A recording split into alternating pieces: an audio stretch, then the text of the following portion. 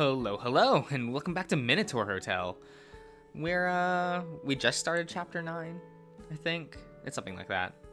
10 guests have settled in by the end of the day. The hitchhiking couple, they had been backpacking through Eastern Europe before being pulled into the hotel, who will stay a day or two before proceeding with their journey. A duo of blue-collared workers from South America who seem to have stumbled on a roadblock on their work trip and are now waiting a few days for supplies to arrive. A gang of 4 college-age students from the Middle East whose car broke down in the middle of nowhere, being pulled into the hotel, spared them from a night shivering in the cold. And Lucas Walker, the overeager griffin, to put it lightly. Luke learned a lesson in modesty and put on more clothes, and now he's whipping up as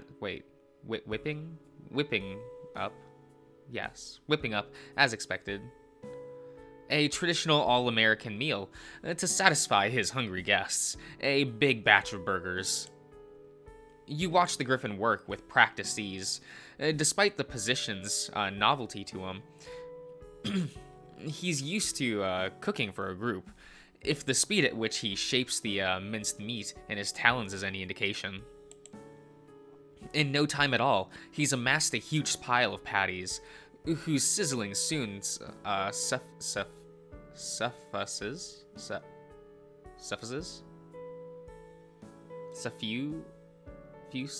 Okay. The lounge with the scent of browning beef. Even so, he seems to have made quite the quantity. Each guest could eat 2 or 3 burgers apiece, and there would still be half a dozen left over. Putting each burger in its bun is a simple matter once they're done. But no amount of self-control can stop you from covering your mouth as you see Luke start on the toppings. Rather than summoning slices of cheese to hand, his mind allows familiarity to overtake efficiency. Each bright orange square of pasteurized processed cheese product is individually wrapped in disposable packaging. By the time he's got all the burgers covered, he's standing in a pile of plastic that crunches underfoot like crisp aluminum leaves. Autumn leaves. What am I? Things just keep snowballing out of control from there. For sauce, he mixes mayonnaise and tomato ketchup, following a healthy dollop, okay, of nacho cheese and a layer of freshly ground tortilla crumbles. The caloric content of the burger just keeps skyrocketing as the griffin goes, to the point that frying the the top of the bun in lard and soaking it with bacon bits is par for the course of this impending heart attack of a burger. You can leave your arteries. You can feel your arteries clogging just looking at it. You watch them from a table a few meters away from the bar. Tonight's meal is simple. For such a large hotel, it would be deemed underwhelming. But with everyone huddled together, it's like being in a polite family dinner where no relative makes a fool out of himself. The griffin is giddy as he surveys his handiwork. The growing look of abject horror on a number of guests' faces do not register in his eyes. He's so focused is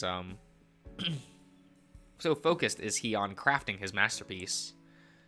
However, as he starts towards them, his expression changes to one of puzzlement, and then a revelation. Well, I'll be a yankle-doodle dumbass. I forgot the fries! Luke's hands become a blur of motion as he sets to work, humming and bouncing along to a tune in his head. Without missing beat, he pours the bacon grease into a pan and sets to work on his side dish while the oil warms up. However, in true American fashion, a side dish isn't just a side dish. It may as well be another meal in itself.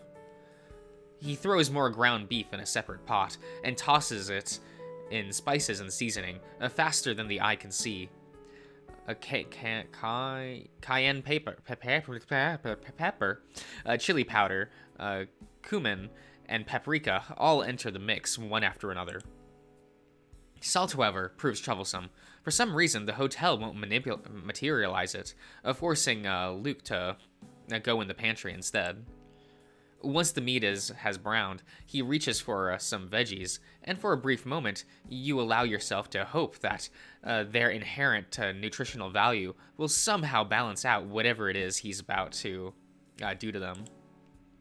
You almost forgot the need to salute. That's it. That lone brave onion, the brigade of bell peppers and beans, and the cavalry of chipotles and other chili peppers that join the scrambled beef before they're all drowned in a sea of tomato paste. With the chili simmer, while the chili simmers, Luca Julian's?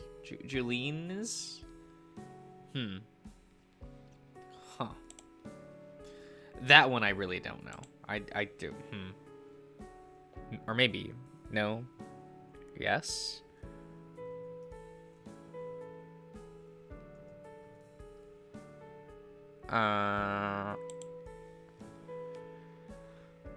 Julianne.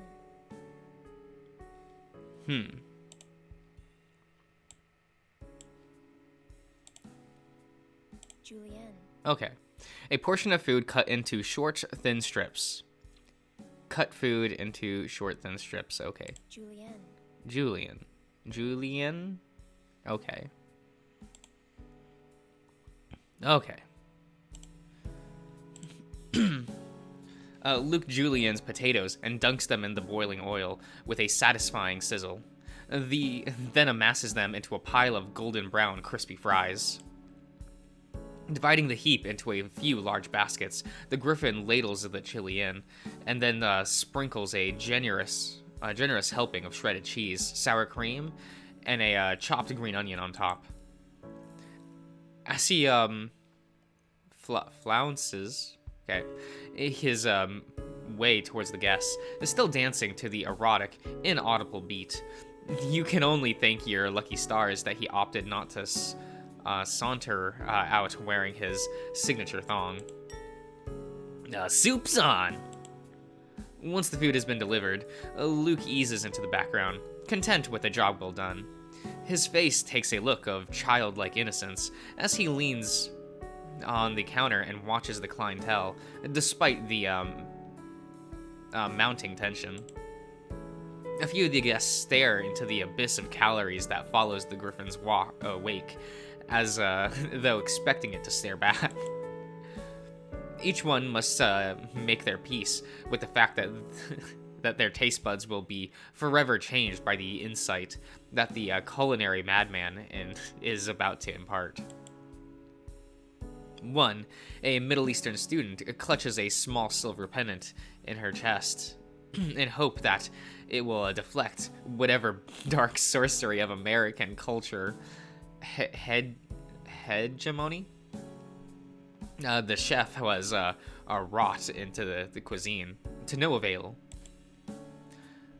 Another, the Frenchman accompanying Greta, approaches Luke to ask for a culinary, only to be met with a squawk of uproarious laughter. No customer of his will defile the cheeseburger by eating it with anything other than their bare hands. Sure, okay, Luke. Luke steps from behind the counter and makes a demonstration with one of the spare burgers. A horrifying new fact that Luke is revealed. He does not chew. He opens his mouth wider than even a snake could, and shoves it all in. It happens so fast that you begin to doubt that the hamburger was ever really there at all. But for the way he licks his fingers clean of grease before moving on to the next and the next, you realize your mistake all too late. The lion's share of leftover food has been for the griffin all along, and he's ready to eat all of it without batting an eye. He stares just twice. No, he stops just twice. And only one hamburger before he stuffed himself with more meat than a Thanksgiving turducken. Wants to offer a plate to Asterion, who stutters, explaining that he doesn't eat beef, and another time to clap one on the back, leaving an oily imprint on the shirt. Still, Luke's enthusiasm is infectious enough to carry the day once hunger overpowers apprehension. The tension breaks and the conversation resumes, interrupted only by the occasional satisfied belch. Or one of the diners lapses into a food coma. Some of the guests sit at the bar, close enough to each other to shout over the music blasting through from the speakers. Others sit at the large and round table, sharing conversation with each other. Laughter skitters around, a whisper and chit-chat hum, and drown out the kitchen's noise. They exchange stories and their travels and how they found themselves here in the first place. But every few minutes, you hear whispers and the Minotaur, the dragon, and the griffin. Some guests were more apprehensive than others when they arrived. Seeing a Minotaur as the receptionist was a shock. But Asterion revealed a charisma and levity that captivated their curiosity. At a glance, he knew how to best address each guest. Some required reassurance, others did not think twice about stepping in and asking for a room. At times, he even joked around about his own bullish appearance to break the ice. In turn, the guests' indiscreet glances and hushed whispers didn't even make Asterion flinch. It was as if he did not notice them at all. But now, over dinner, the guests talk amongst themselves. It does not cross their mind how peculiar it is that they all speak the same language in the hotel, in the middle of nowhere. Though a number of them approach to offer you a word of thanks, the guests' high spirits are compliment enough. A testament to your hard work in refurbishing the hotel with Asterion. And yet, from just out of sight, you hear the clanging of washing dishes. So far, the Minotaur has spent the entire dinner hidden away in the kitchen. You still remember his laughter from this morning. Asterion hadn't been this lively before. Meeting the guests was a more joyous occasion than leaving the cold room by far. You can't abide him hiding away in the back room while everyone's having fun.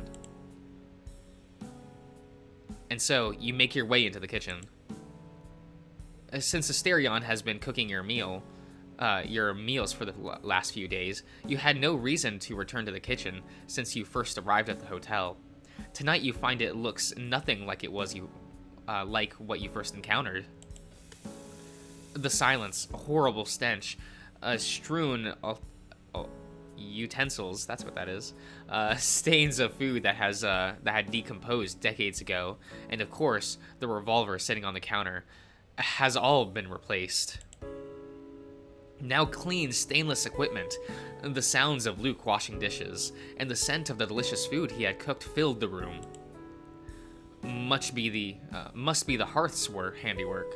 you think to yourself. But would the hearth alone have brought all these people together?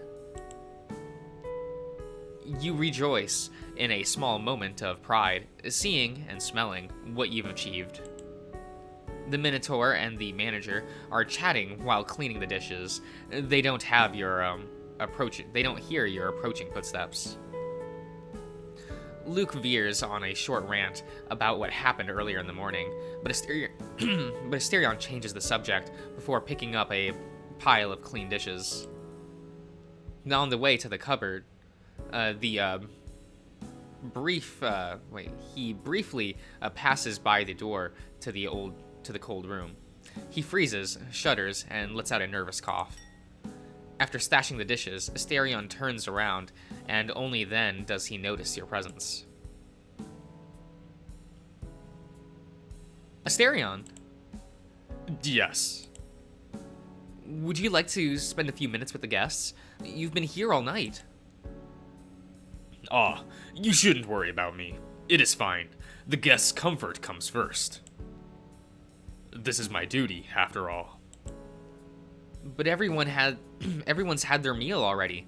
They are just chatting now. You could sit back and enjoy the company for a while. The Minotaur paces around and over your shoulder, getting a glimpse of all of the commotion in the other room. His ear flicks to catch their voices, and he bites his lower lip to contain a smile. Ah, you are kind, but I shouldn't leave Luke here to wash the dishes by himself. Luke laughs loudly at Asterion's remark. Angus, shut the fuck up. It's just a bunch of dishes. I can handle this. Thank you, Luke, but Luke turns and slaps Asterion's ass with a soapy talon, leaving a small wet handprint and a little bit of foam on the Minotaur's behind. I insist. Go have fun. Asterion looks a little embarrassed as he wipes Luke's handiwork, but only for a moment. Very well. If Master insists, then, regretfully, I must obey. But would you allow me a few minutes to have dinner first? You both look away from Luke, and he leaves him to his task. You haven't eaten? That's all right. Of course you can have dinner. But you could bring your food to a table and eat with the others. It's up to you. I know you prefer eating alone, but if you take too long, the guests might return to their rooms. Now that is quite the conundrum. Master Josh. How improper of me would it be to eat alongside others? However, it would be even more uncouth to hide away. Very well. You have persuaded me. Excellent. Dinner it is. Now, what do you say we take it one step further and have a drink? It's a special night. The hotel's reopening. It's not, let's not mince words. Wouldn't you say the occasion calls for some wine? He takes a pair of glasses from the cupboard before you finish speaking. You will never find me rejecting a drink. However, I will say, tonight you are revealing quite the honeyed tongue. It is not often I let myself be persuaded into such daunting tasks. What can I say? I am supposed to put you to work, right? I'm only fulfilling my duty. Asterion takes his plate and bottle of wine. What a... Poyous? Poyous.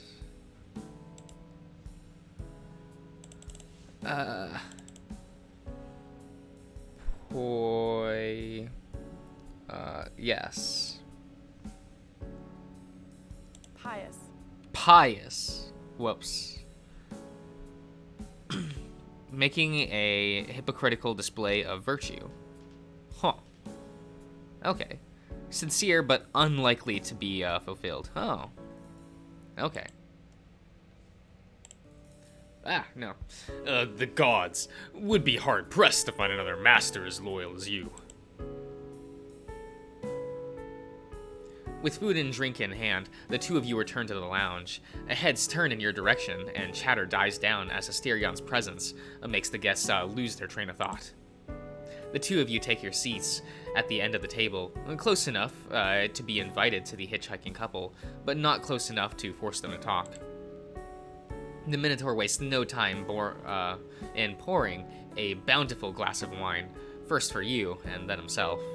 What a gentleman. Cheers to the hotel. To our most magnanimous Lord, yes. To our hard-working, unrelenting keeper. To Emperor Josh, may his reign be everlasting. Now you are just having fun. I might. Is that something Master disapproves of? I wouldn't be going along with it if I did. Asterion downs his wine. His Adam's apple bobs with each of his gulps until his glass only has a transparent film of purple. He takes a good look at it and swishes the final drop of wine before refilling it. Am I overstepping boundaries? Today has been such a lovely day. Such a lovely day. But I admit, I've been forgetting my place. You don't have to be so formal. It's fine. What's wrong with cracking a joke? Perhaps this is nothing harmful, but some would say breaking hierarchy is always reprehensible, yeah, whatever. It is not often I have allowed myself to speak in such a manner with a master. The Lord and I did not have to interact so much. Really? With you and I sharing the same living space, I'd expect it to be quite a close relationship. Master would Master allow me to speak my mind? You don't have to ask. Very well. Let us not talk about masters of old. We have a joyful night ahead of us, and I hope for many more to come. Plus, for what little I gather, it seems the world has changed so much over the last few decades. Not only the world, people as well. Yes, that's right. We have a lot of new technology, and maybe we, the people, have changed as well. I didn't tell you about the internet, did I? I'm afraid you didn't. At least, I don't recognize the name. Oh, the internet is one of the most life-changing technologies of the 20th century. It's really impressive when you think about it. Are you familiar with the radio? Yes, getting it to work here was a challenge, but it was worth it. All the songs. With a radio, you can listen to what people are sending from a distance. The internet is like that, but much more powerful. You can connect a machine to it, and it allows you to receive and send information. Isn't that great? What do you mean by information? Well, knowledge, for example. You can send and receive messages in seconds. It's so fast. It takes weeks for a letter to arrive at its destination, but with the internet, it takes seconds. But it can do so much more. You can get books, see images, listen to songs, even watch movies in seconds. You had to wait for books to arrive at the hotel, right? With the internet, you can just pick the one you want and start reading it on the machine in seconds. And unlike the radio, you can make your own stuff and send it to the web for other people to enjoy. Nowadays, we even have what we call 3D printers. You can, let's say, find the information of a bracelet and print it out with the machine. Say, do you like art? Did the hotel ever have some sort of museum? I'm afraid we're seldom graced with many works of art over the years. Here and there, a master would favor an artist and become his patron, but they did not mean the works stayed here. They were often sold. What we do have is what guests left behind as tokens of gratitude, for the most part. Would you say you like it? Have you ever had the curiosity to see what's behind what's being produced? Certainly, I am. If I'm being honest, I've always had the curiosity to know how the world outside is doing. We talked about Notre Dame, yes. I've heard so many stories of it, and so many other places. If I could only see these works of art I've heard so much about for a single day. You'll have that wish granted then. If you like art, then it'll be your dream come true. Excuse me, but what? Yeah, you want to see how the world outside is doing, right? See art, the cities, the countries. The internet is great for that. In centuries past, the only way to witness art yourself would be traveling, either to a church or a wealthy patron's estate. As you may imagine, just journeying anywhere was an expensive, time-consuming, and often dangerous affair. But with the internet, you can see pictures, watch videos, and listen to songs almost instantly. Nowadays, there are museums that are entirety of their collections available online for free. If we are connected, we are only a few minutes away from witnessing whatever work of art we want to. As you speak, you can't help but notice Asterion shifting around. His ears flicker and twitch. His gaze soon locks on you and follows yours, as if enraptured. His tail, too, flicks back and forth, as if electrified. The Minotaur's mouth hangs open as he struggles for words. That sounds delightful. Ah, Master. This internet thing, it sounds as if I could witness the whole world from what you are telling me. You kinda can. To be fair, there's a couple unique magic to seeing a... There's still a unique magic to seeing a work of art personally. Seeing a picture of a work and the real thing will always be different. The brushstrokes, for instance, that's not conveyed too well in a picture. There's a sense of awe in seeing an impressive painting yourself. Regardless, the internet has largely made culture free and openly available. Now, even if a painting is destroyed, let's say burned in a fire, it may still be preserved forever as information for generations to come. As well-intentioned as he may have been, the Minotaur seems lost in the maze of his own mind, and the ideas skulking about in his head don't seem all that enjoyable.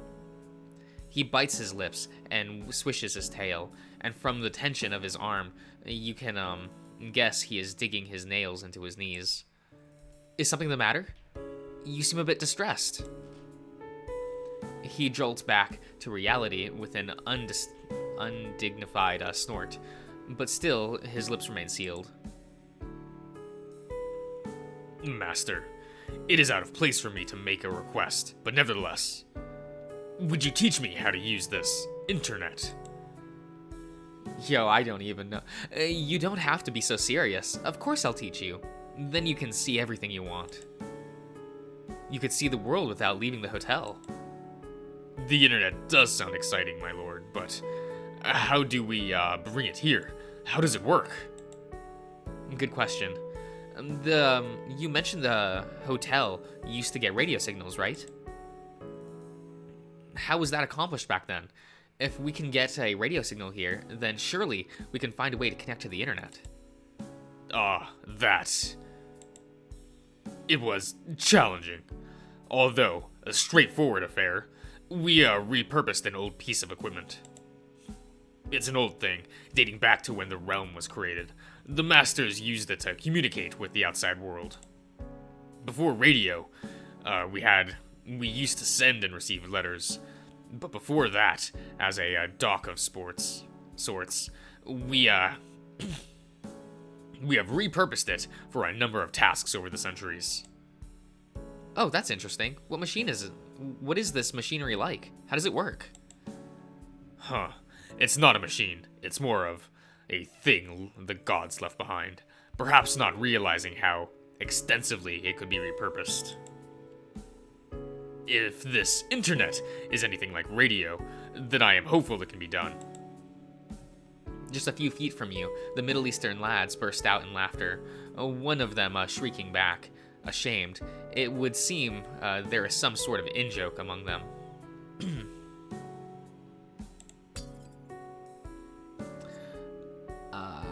I'm gonna end the part here. All right, guys. I'll see you around.